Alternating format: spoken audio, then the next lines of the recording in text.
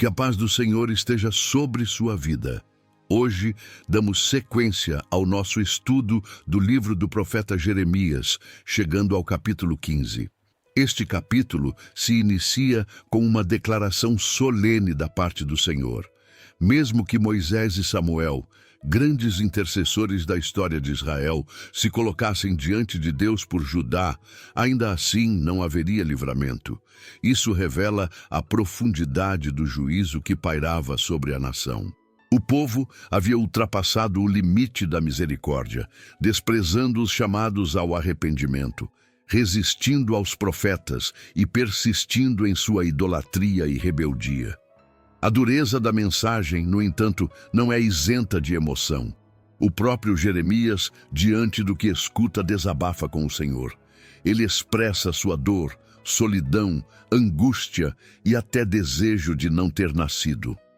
É um dos momentos mais humanos do profeta em toda a narrativa. Jeremias está profundamente aflito com o peso de sua missão e com o desprezo que enfrenta por ser fiel à palavra. Mas é exatamente nesse ponto que Deus o responde com uma convocação à confiança.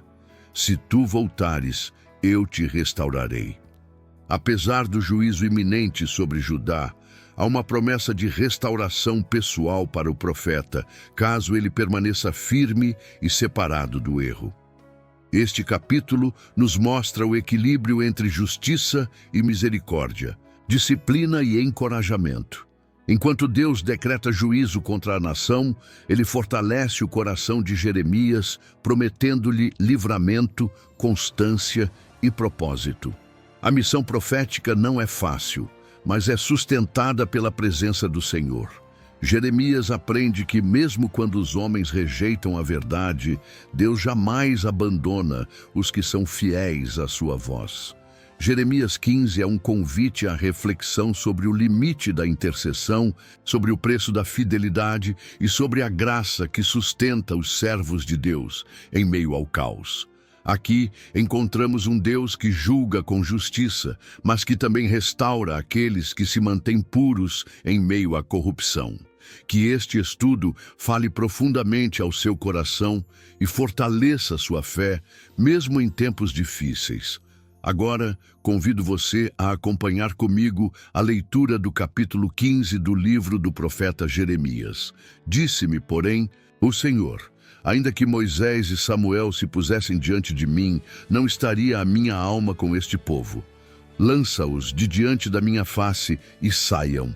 E será que, quando te disserem, para onde iremos? Dir-lhes-ás, assim diz o Senhor: os que para a morte, e os que para a espada, e os que para a fome, e os que para o cativeiro, porque visitá-los-ei com 4 gêneros de males, diz o Senhor, com espada para matar, e com cães para os arrastarem, e com aves dos céus, e com animais da terra, para os devorarem e destruírem.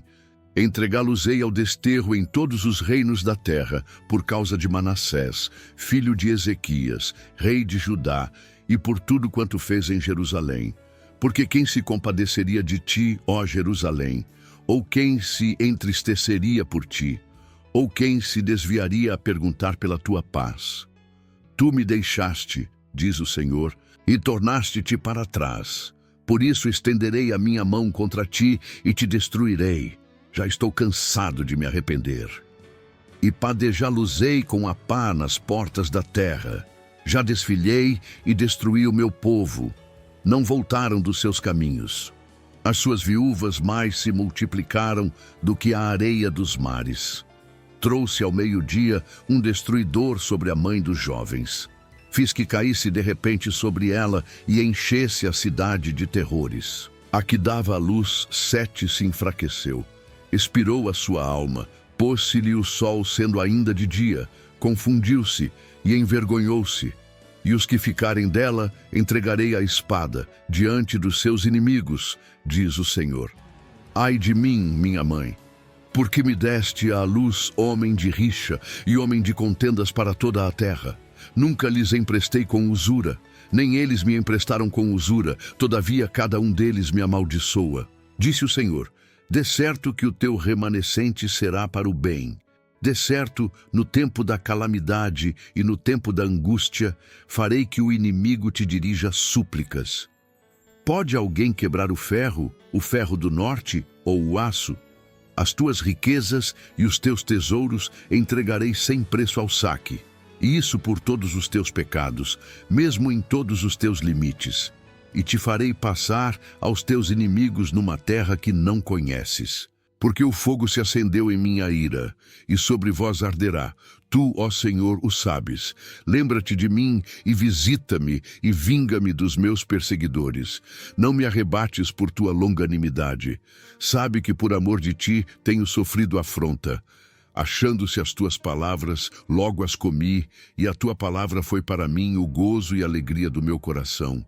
Porque pelo teu nome sou chamado, ó Senhor Deus dos exércitos.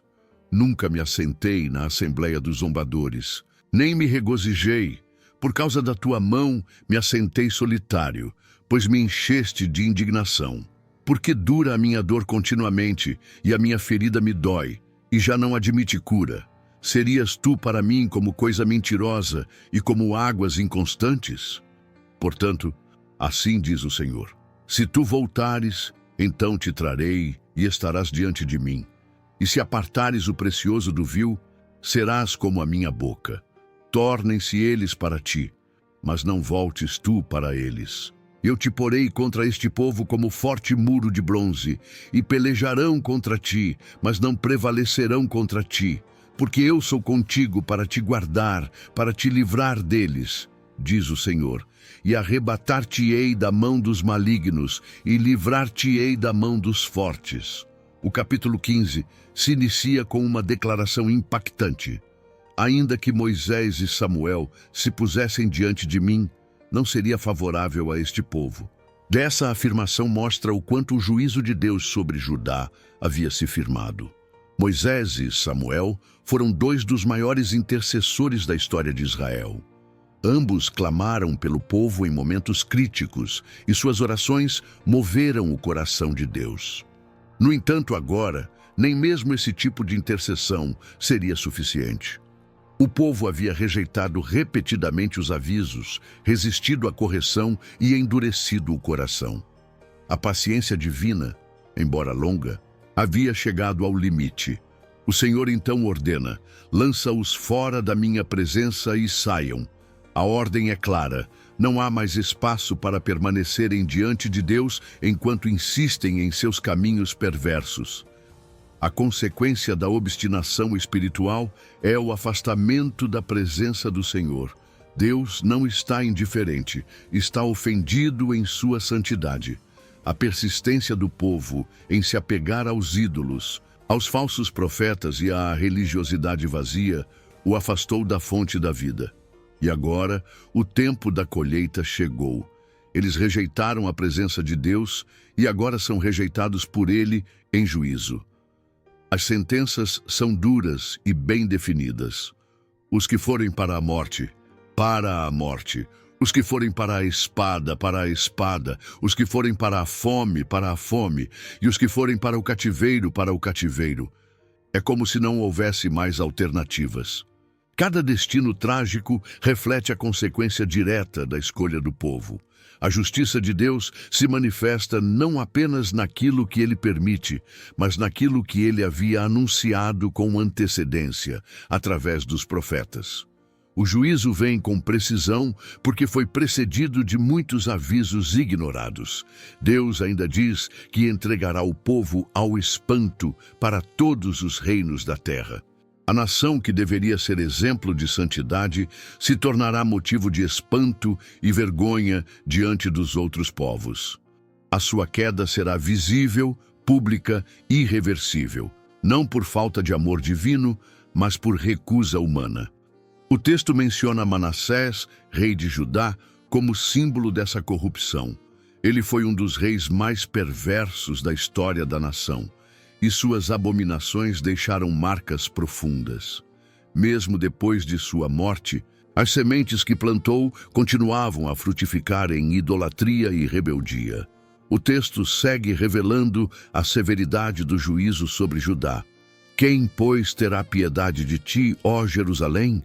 Ou quem se compadecerá de ti? Ou quem se virará para perguntar como estás? Essa pergunta retórica revela o grau de isolamento espiritual e moral que a cidade alcançou. Jerusalém, que deveria ser o centro da adoração e da justiça, agora é vista como objeto de repulsa. O abandono por parte do Senhor significa também a perda de respeito e compaixão entre as nações. Quando Deus remove sua mão, tudo que sustentava a honra do povo desaparece. A glória se transforma em vergonha, e a cidade que antes atraía, agora é evitada. O Senhor continua. Tu me rejeitaste, diz o Senhor, voltaste para trás. A acusação é clara. O povo deu as costas ao seu Deus. Eles não apenas pecaram, mas recusaram voltar. A apostasia é intencional, contínua, e por isso o juízo é inevitável. Deus afirma: estendi a mão contra ti e te destruí. Cansei-me de ter compaixão. Essa expressão é uma das mais fortes de todo o livro. Não porque Deus seja impaciente, mas porque a misericórdia que ele ofereceu foi desprezada inúmeras vezes. O cansaço aqui é figurativo, representando o limite da paciência divina diante da persistência no pecado. A linguagem se torna ainda mais dramática. Ventilei-os com a pá nas portas da terra, desfilhei-os, destruí o meu povo e não voltaram dos seus caminhos. A imagem da pá é agrícola, usada para separar o trigo da palha. Aqui, Deus mostra que, mesmo em meio ao juízo, há discernimento. Aqueles que não dão fruto serão dispersos. A desobediência traz consequências sérias. E ainda assim, mesmo após a disciplina, o povo não se arrepende. Isso revela um coração endurecido, fechado à verdade, incapaz de reconhecer sua miséria espiritual. A dor se aprofunda quando Deus menciona a perda de filhos. As suas viúvas se multiplicaram mais do que a areia dos mares. A consequência da guerra, da peste e da fome é a morte em larga escala. Famílias são despedaçadas e o luto toma conta da nação. Não é apenas um castigo coletivo, mas uma dor pessoal, doméstica, íntima. Cada lar passa a carregar as marcas do juízo. A vida, que deveria florescer, se converte em desolação. E mesmo assim, a palavra ressalta que a raiz de tudo isso foi o afastamento voluntário de Deus. No desenrolar da visão, o Senhor declara: trouxe sobre eles um destruidor ao meio-dia. O detalhe do horário não é acidental. O meio-dia, geralmente símbolo de luz e segurança, agora se torna o momento de ataque. Isso mostra que o juízo de Deus não segue padrões previsíveis. Ele age com soberania, mesmo quando os homens se sentem em paz ou despreocupados. O castigo chega de maneira repentina e ninguém poderá se esconder. Até os que confiam na estabilidade do cotidiano verão que o tempo da visitação chegou.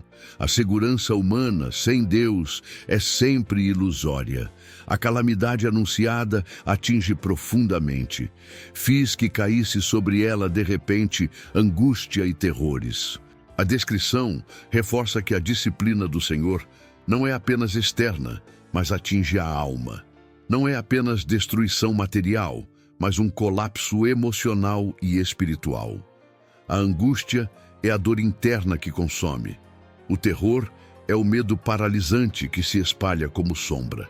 Quando a presença de Deus é rejeitada, o vazio que se instala permite que essas forças dominem.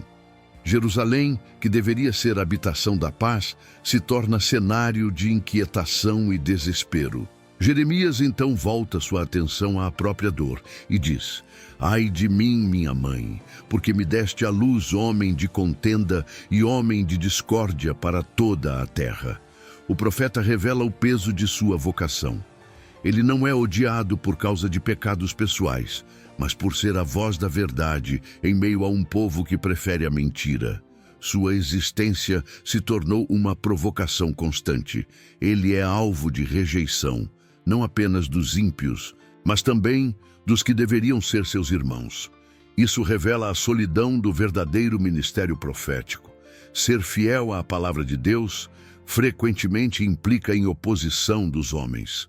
Mesmo assim, Jeremias lembra a Deus de sua inocência.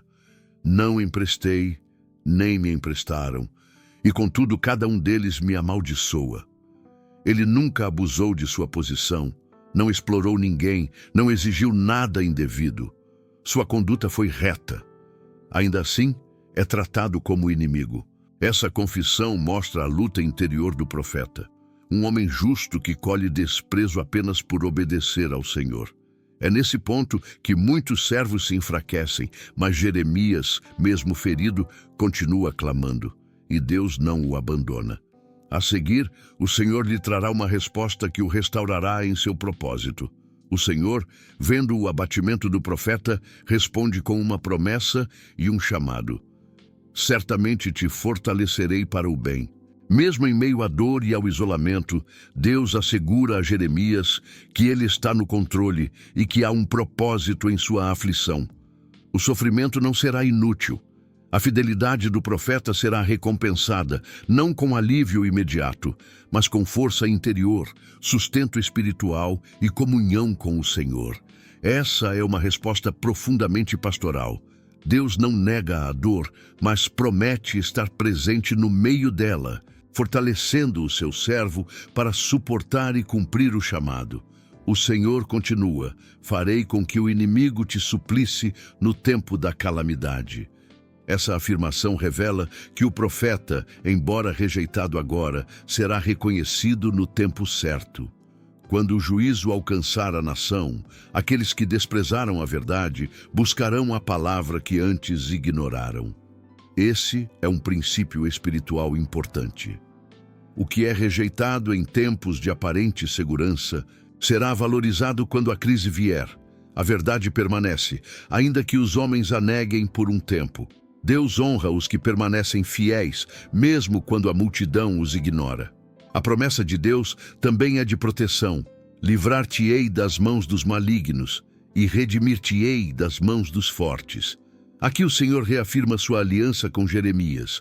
O profeta não está sozinho. O Senhor é seu escudo, seu libertador, seu redentor. Jeremias não precisava confiar em alianças humanas, nem em estratégias políticas. Sua segurança estava no Deus que o chamou. Essa proteção não significava ausência de luta, mas presença de livramento. O Senhor o livraria dos homens que queriam silenciá-lo e o sustentaria diante das ameaças. Antes disso, Deus havia lançado um chamado direto e restaurador. Se tu voltares, eu te farei voltar e estarás diante de mim. E, se apartares o precioso do vil, serás como a minha boca. Essa é uma palavra poderosa.